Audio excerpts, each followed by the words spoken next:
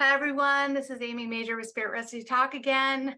I have an amazing guest who happens to be a good friend of mine. She's been a friend of mine for a few years, ever since she came wandering in one of my rescue mediumship classes a few years ago. And I think she thinks she's absolutely amazing.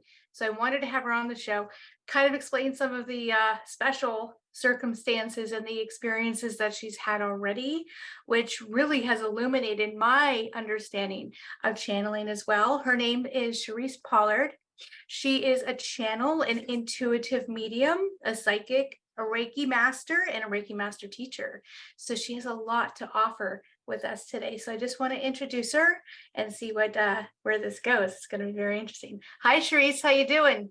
Hi, Amy. How are you? I'm good. I'm enjoying the weather. Finally.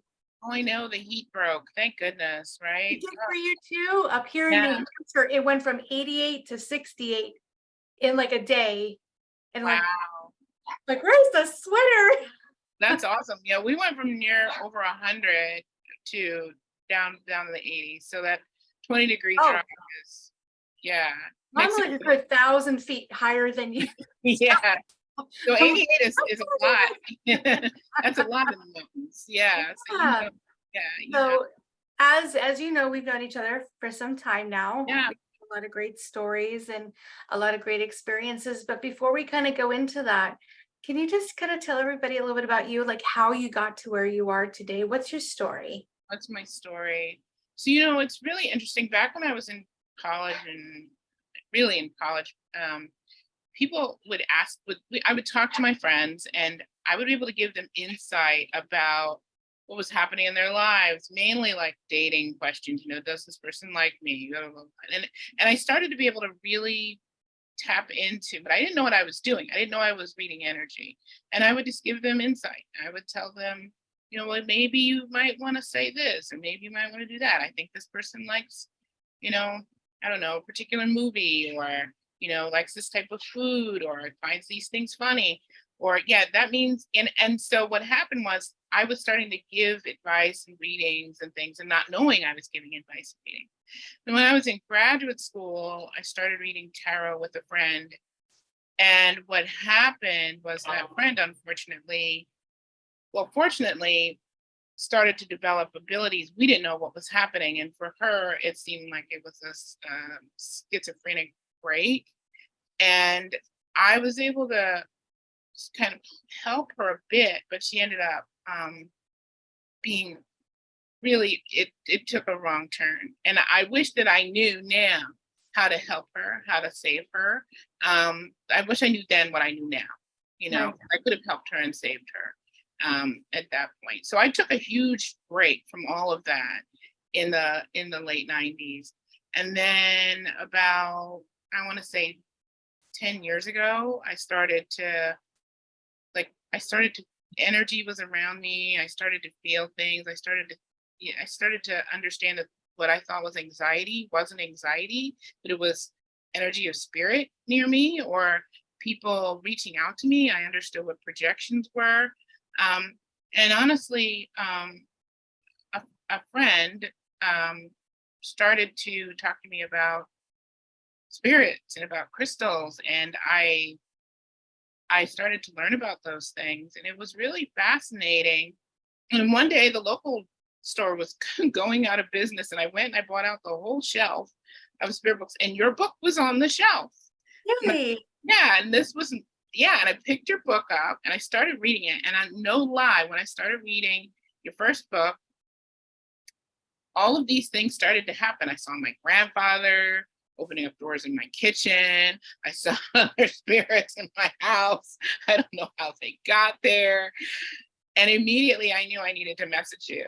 And I started to say, Amy, I don't know you, but I need your help. I think I can learn so much from you. And then I started, learning more about spirit rescue by reading your books. I started to learn about mediumship, I started to realize that the feelings that I had were valid and they were really connected to spirit. Um, and I started to learn about crystals. I became a Reiki master. I started to study shamanism. I started to study Wicca. I just started to learn about how energy works around me. And Mhm. I then stumbled into being a channel. Words just started coming out of my mouth. Energies just came through me, and I just started talking about different things that I had no idea about, and ended up realizing that these were energies that I could help transition using rescue methods that I learned from you.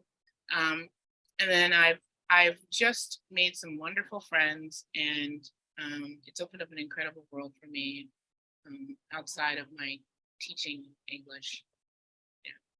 Well, that's just the thing. You bring Amy Major's energy into your home and the whole thing start going All the crazy. ghosts show up. That's not the first time I've heard that. And I'm like, I'm so sorry.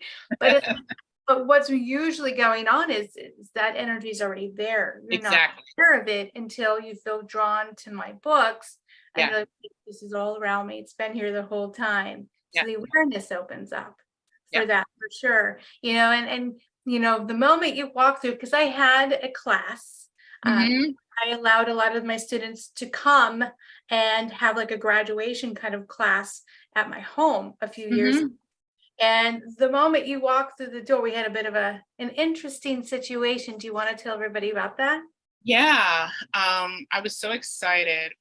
One of my friends and I, we drove up to New Hampshire. I lived down in Pennsylvania, and we took a weekend, and it was you were doing a home clearing class. It was like a attachment release class for spaces and homes and stuff. And it wasn't anything that I could learn online. And so took a day trip, a weekend trip up there. And before I went, and this was in January, I believe, I was feeling like very anxious. I'm like, you shouldn't go, you shouldn't do this, don't go. And I was like, no, I want to go, I want to be there. No, this isn't right. Don't go, don't go. And so I kept feeling these impediments, but I was like, push through, dropped my dog off at my parents' house. We went on up. And the whole time I'm still feeling this undertone. I'm like, no, I love road trips and I really want to meet Amy in person.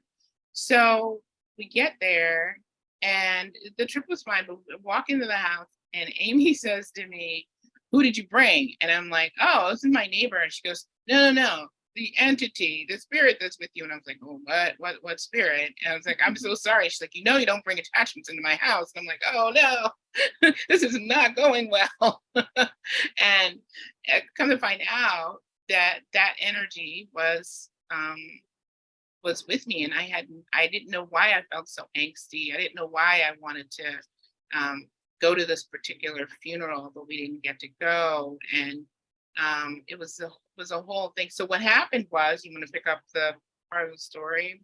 Yeah, you like walk through my door, start because like all these people were starting to come in to my house, and then you start walking up the stairs because I had the little staircase Yeah. coming up to my living room, and I look and I turn to you, and you're covered in this energy of this other spirit, and I'm like, who's with you? Like Yeah. bringing in, and you're like, I've been feeling this energy, don't really sure what's going on. And I said, well, we'll deal with it. We're gonna have some class time now. We're gonna sit. I got some cookies and some coffee and tea. We're gonna have a good time, but I'm gonna figure out what this is. Yeah. And we're just kind of getting to the part of the training where we start talking about attachment removal. Yeah. And so I turn to you. I'm Yeah. like, since you're here, Yeah. let's And you brought a have friend. a bit of an experience so Yeah. people can see attachment removal in person. Yeah. And you were kind of sitting facing me, and all the students were kind of wrapped around us in a circle. And from the moment I stepped in to address the spirit, he literally jumped Yep. into full mode, apparition mode, where he started taking over your voice, your face. He started projecting an image. His ectoplasma was all over your aura. And I remained calm because like I've seen it before, but Mhm. all the students were like jumping out of their chairs. I'm like, Yeah. what's going on? I'm like, calm down, calm down. Cherise got this. Yeah. And what happened was, It was can I say what the Yeah, address was? Yeah, so a couple of weeks, so we had the class in January, mid-January, a couple of weeks before Christmas, right before, my brother's father-in-law, so his wife's father, passed away unexpectedly. And I had only met him once at the wedding. So it wasn't like somebody I really, really knew or had been in my life a long time. But evidently, when he died unexpectedly, and I was talking to my brother, and I guess somehow between my conversation with my brother, like the day that he died and around that holiday time, he just jumped into my energy field. And during that time, I felt anxious. I had all this anxiety about how I was going to do my work, how I was going to grade papers. But then I had been doing this job for 20 years. But it was that feeling like that everything was new to me, which made me have the sense that somebody was there, but I kept trying to get rid of it, but he stayed with me. So when you released it, what was fascinating was he told his story about how he died. He was making a sandwich in the kitchen and he just fell over, had a heart attack, and what he wanted, his message for his daughters, his message for my brother, his message for his ex-wife. He was very present, and he did. He took over my voice. I could feel this great relief when he left. I knew he was gone, but he spoke through me, and it was incredible. And everybody was shocked. I was shocked that I had maintained that energy for that long. I mean, we're talking about a month where he was fully with me, right. And the struggle. And see, that struggle can manifest in so many different ways, so many different types of anxiety, so much fear. You don't know where the fear is coming from. You don't know why, that was an amazing experience. Well, I think so many people feel that all the time. So can you give them a little bit of more specifics as far as what people should look for if they are experiencing these emotions? How can they tell the difference between this is their own stuff compared to what it feels like having somebody else's energy inside of them when you're channeling or have an attachment? Well, we know, for me, when I know which energy is coming through for a channel, it's a huge sort of push, a force of energy, usually behind me, behind my head and neck, usually also a set of ideas, a way of speaking, often a voice that is not my own. I feel like it wants to push through my mouth, like just come right out. And so I have learned how to sort of hold it back, to stop it. Before it was just like, like I remember one time I was in an old house. It was an old colonial home. And it had other like newer parts of a house attached to it, right? I'm visiting a friend. They're staying at an Airbnb. And while I'm waiting for them to get dressed, I touched the wall. Now the wall, we're talking about a wall that was built, a house that was built at the time of William Penn, right? Which is sort of like, 17th century. Touch the wall. Boom. I'm there, right? And the energy that was in the wall comes inside me. So I'm driving and I'm thinking, some 21st century me is driving around thinking, okay, I've got to get to Longwood Gardens. I've got to do this. I've got to do that. 17th century spirit that's with me is like, what hath this brought? Who is this? Thou art a devil. What is going? Oh, And the whole time I'm that was like, kind of funny. it was, well, so the thing was though, my friend didn't know that I had this ability. I didn't want to be judged. So I'm keeping it bottled until we're done. I get her back to her place. I rush home. I call my friend and another friend and I say, can we talk about this? I've got to get this out.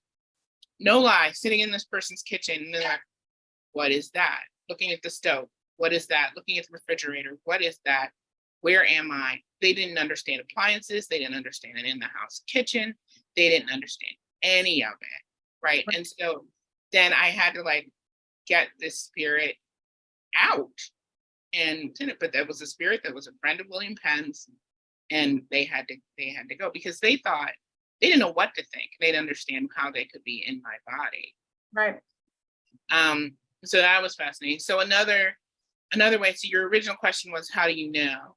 Thoughts and feelings that are not your own.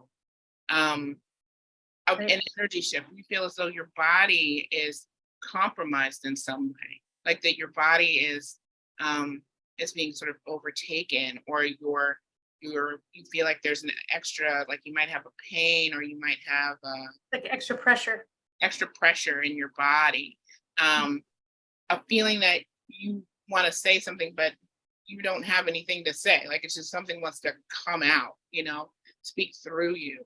But more often than not, it might also just be fear, anxiety, because the spirit also may not understand why it's with you. It may not understand why it's in your body. How it got in there. How it got there. Is this place? Right, exactly. I've looked at my hands and been like, "What? Who is this person? What is this?" Or something. Why am I brown? Or what? Or looking at why am I a woman, right? Or what is happening here? And then I always kind of have to take a minute and say, no, this is who I am. Who are you? Why are you with me? You don't know why you're with me. Okay, so let's figure this out. And then send them on. But, now I'd say in the past couple of years, I've gotten much more, my defenses are up. I have shields. I have an alert system. I know if it in the slightest way feels off, I've been protected. And my guides are like, no, we're not letting anybody in, no matter how famous you might be, you're not getting in. And that's been a fascinating issue too. There's been a couple of really interesting things that have happened where. Nice. Yeah, I did want to ask because there might be a lot of people watching that are going through this themselves. I have, thousands of people coming to me every year saying, I feel like I'm being attacked. I feel like I have this energy. And I do have a book coming out about attachments next 2 weeks. But for you, how did you find was your best defense when you knew that you were under the influence of a spirit? What was your go-to technique to kind of make sure you felt like you were safe again? My go-to has always been at first I start with sending Reiki to the energy to see if I can, Holy Fire Reiki, to see if I can extract in that way. Grounding, moving that energy through. But then also what I end up doing after I've grounded, and then after I have, pushed the white light through and moved it out, push white light, push golden light through the energy channel. And if I feel blockages, like I'm trying to send golden light down through the channel and it's blocking right at the top, I know the channel is full and I've got to start excising spirit. So then I just, I call it forward, and sometimes it will announce itself and sometimes it won't. So, and then I have to kind of just I have to call in my team and just say, look, we've got some energies here that should not be with me, and they need to go. Can you help me out here? Open up a portal, and I just start. Sometimes I don't even ask. There might be so many that I don't even ask who they are. I just start. It's almost like a cattle call. I just send them all out. I just say, look, especially if I've done something like gone to the city. If I've gone to the city, like New York or whatever, then there could be a lot of them. It's almost like a line around the corner, and I've just got to start releasing. So often it'll be the light pushes them out, or I'll say to them, it's time for you to go to the light. For whatever reason, you're still here on Earth. I'm not heaven on earth. I know a lot of people will say they like to keep spirit with them. Not me. It's got to go. And it's got to go in a loving way. Like I never get angry. I might say, you know what, you're transgressing my free will. You cannot be here with me, or I will say all things that you've learned throughout the years. Yes, Yeah, yeah. The free will, if I have time and there's not that many, then I will do like a full-blown rescue where I'll just say, okay, let's call in your family, let's call in friends, let's call in your pets, see here are your loved ones, and and they'll go. And that doesn't take a lot of time, but sometimes you have to build trust with the spirit, and that can take time where they don't want to go. I had just if we have time for this was just last Sunday. So Saturday night, I did this event where I read poetry. I was one of the featured readers. But before that, I did a mediumship reading before that and a mediumship reading after that. And in the middle, I was reading poetry. So I would just go off to another side and do a mediumship reading and come back. It was really exciting. So doing all the kinds of readings that I do on a daily basis.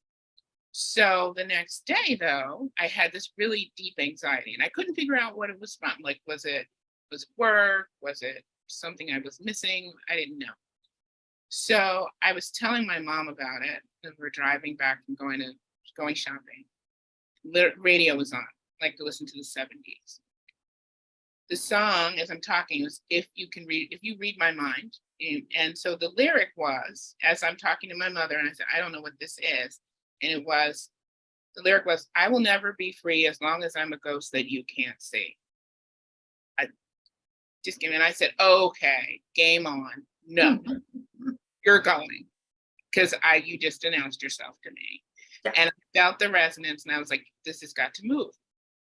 As I'm transitioning it while I'm driving, what was the next song on the radio? Spirit in the Sky. You can't make it up. Yeah. It's amazing. And, when I die and they lay me to rest, I'm going to go to the place that's the best. It just, and all about Jesus and all this. And I was like, yeah, go, have fun. Nice to meet you. Sent a message to the person who the spirit was from, because I kept thinking about this person. And I said, I think this was your stepfather. The next couple of days later, she says to me, yeah, I checked up on that. Because he said, I love the way you're taking care of your dear mother.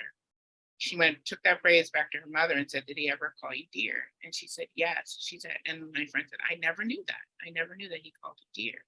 And so she said, that was the confirmation that, it was amazing. It was an amazing moment.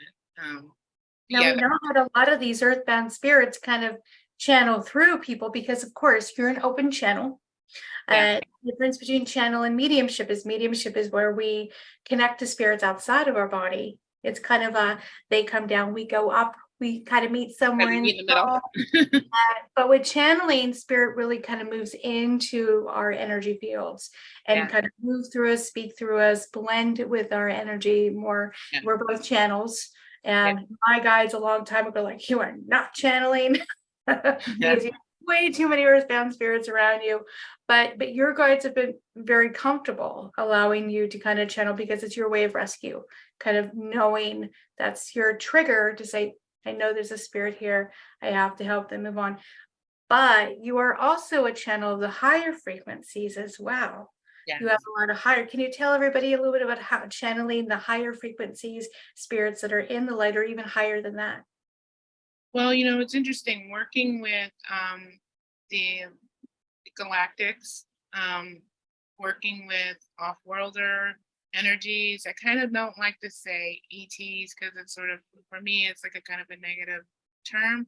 But the higher energies are even working with the archangels and Archangel Azrael, who has come through me, spoken through me, or even the Jesus energy.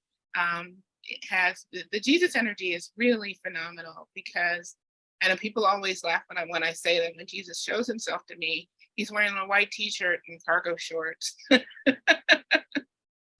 And he's so relaxed and he's so supportive in his manifestation of himself, of his energy, his representation to me.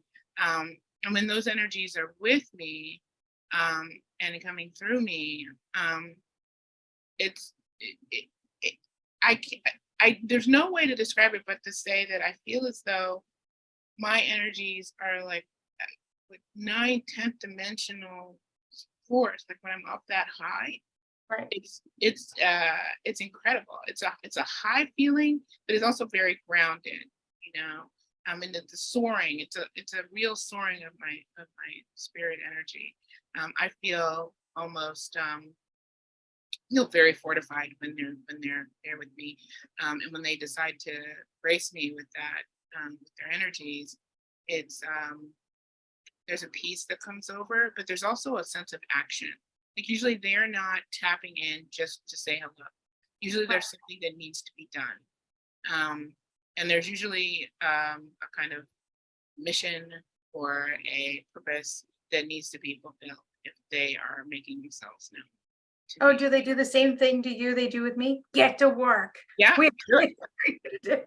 So, like, this is fun, and yeah, that's me. Okay, now, like, now it's time to get to work.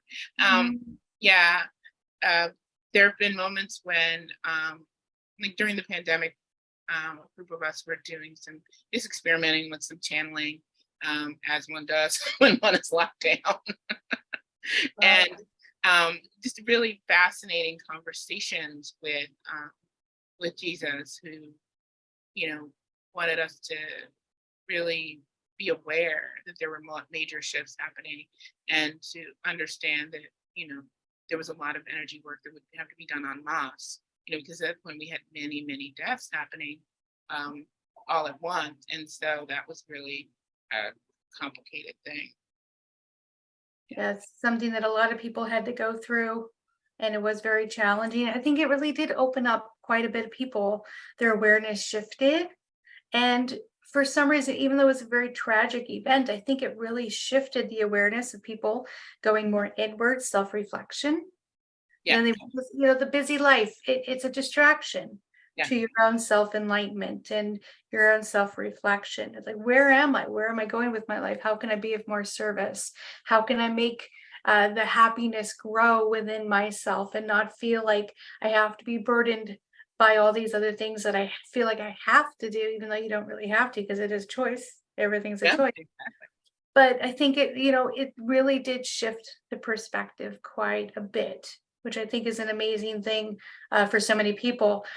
The thing with the channeling and the mediumship is like there's so many people that are being swarmed, overwhelmed by a lot of the negativity. So as we talking about the shift a little bit, there is a shift in the vibrational frequency of the earth right now. We are moving to better spiritual alignment, but in that shift, it's waking a lot of things up. It's Hmm. moving a lot of things. Things are shifting around, kind of like you're sifting through Yeah. things. Yeah. And because of that, things are kind of being projected into our reality. We're merging of realities where we have seen things that we haven't seen before. And because of that, many people that are just waking up to their spirituality, feeling all this energy around them, kind of feeling like, what is this? Am I safe? And the truth is, it all depends on them. Yeah. Remember how I always talk about the core, Yeah. your core energy, your heart center, when you're really moving into your own empowerment of your spiritual development. Yeah. So, what type of advice can you give a lot of the, I would say, newly awakened individuals out there that are really needing a little extra support and guidance right now as they're feeling a little overwhelmed? I call it spiritual hygiene, right? In the same way that you brush your teeth, you shower, you make sure you're fresh on the outside. You have to be fresh on the inside.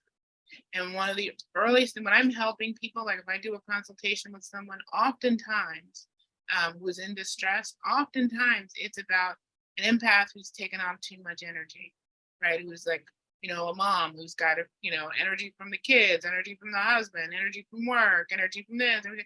And they're carrying everybody's energy, projections of that on top of perhaps spirit too. And they're worn down, they're tired, they're exhausted. So grounding, releasing the energies, um, calling your energy back, all of these things. And then also putting shields around, like shielding yourself. I love to shield with mirrors. And I tell those mirrors to send that stuff back with love, um, asking yourself if the energy is yours. I was just talking to somebody a couple of days ago, and they were saying, "Oh, they were so overwhelmed." I said, "Have you asked if this is even your feelings that you're dealing with? You may be dealing with someone else's feeling, or you may Right. be dealing with the feelings of the zeitgeist, of the earth, and so it's important to know where things are coming from."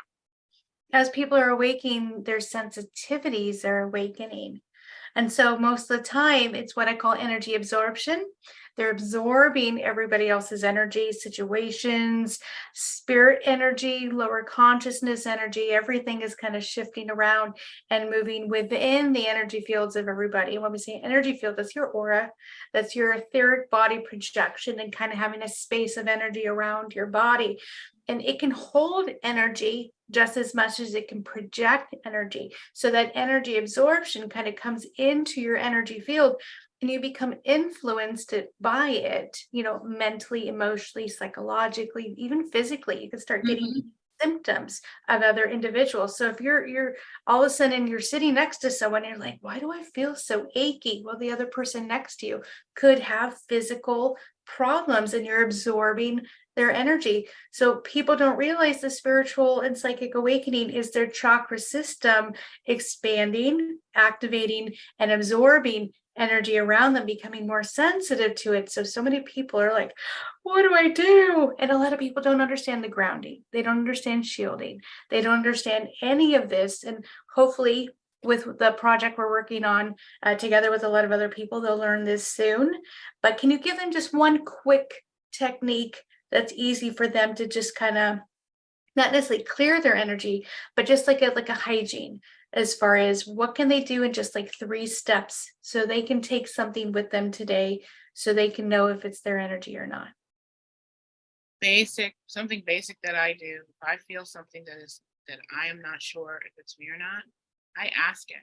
I'd say, I ask the energy. Sometimes it's like doing just a sort of energy test, like a kind of one of these sort of things. You could do it like this, where you make the two The muscle circles. testing.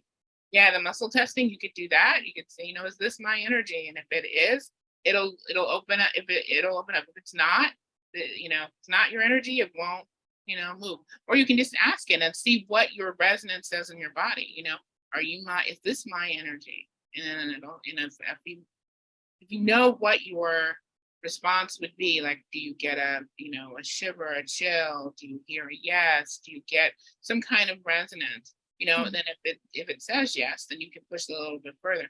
How do I know this is my energy? If I wasn't angry 2 seconds ago and now I'm mad, be honest with me. You can push it a little bit, because sometimes attachments will be like, yeah, I'm you. Yeah, why not? What, I'm really enjoying being you, No, no, no, no, no. Yeah. And when they say I'm really enjoying being you, then you're like, oh no, no, you're not me. But so ask it, and then, you know, ask if you're not tapped in, if you're tapped in with your guides, ask your guides, is this legit? Is this me? If it's not me, help me get it out. Um, Mhm. there's, there's some of the things that I do are a little bit, um, I guess, if I think about for a beginner, I think for a beginner, it's really about knowing what your energy is, knowing who you are. You have to know who you are before you start dabbling in all of this other stuff. You have Mm. to know what your core, your heart, your gut, your instinct, who you are, what your base thoughts are. If there's something that's different from your base thoughts and who you are as a person, then it's time to question it, and ask for some help. Um, Absolutely. Well, I think you've given an amazing discussion today, and given people a lot of tips and tricks and things to think about. There's a lot of people opening up to channeling in this world. I think it's coming back, like it used to be very popular about 100 years ago. I think it's really coming back as far in physical mediumship, because yeah. channeling is a form of physical mediumship, not necessarily mental. It's a kind of a blending of the two. So I think many people are going to be really called to training in channeling, which, as you know, is a little bit harder Yeah. than psychic mediumship. There's a lot more protection involved with this, calling in your team, making sure you have a channeling guide, a gatekeeper, all these things, which hopefully will be teaching. Discernment is huge, Exactly. And I think so many people are gonna love your energy and maybe feel called to you. And I think you have a lot to offer. So if people do feel like they want to reach out to you, how can they connect? Pink Light Connections on Facebook, Pink Light Connections, but I also have a link that I can put in the chat. Higher Heart Healers, High Heart Healers, and I will put it there. You can also put it on the below in the comments and right above as well. Just a few links for them. Yeah, so Facebook, High Heart Healers is in the chat.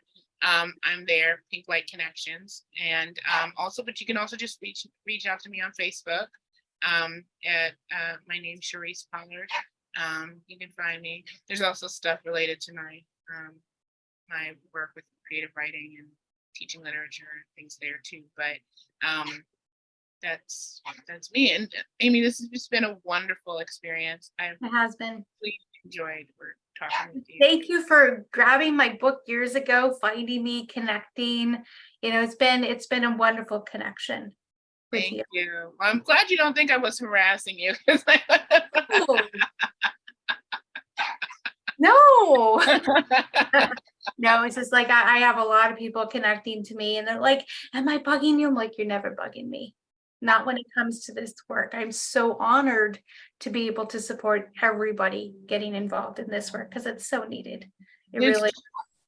So thank you so much. You're an amazing soul. Thank you so much. Really fantastic. Thank you. And thank you to all of you for watching. I hope you really enjoyed this. Again, reach out to Cherise. She has a lot to offer. And again, she's an amazing friend as well. So reach out and I'll talk to you guys soon.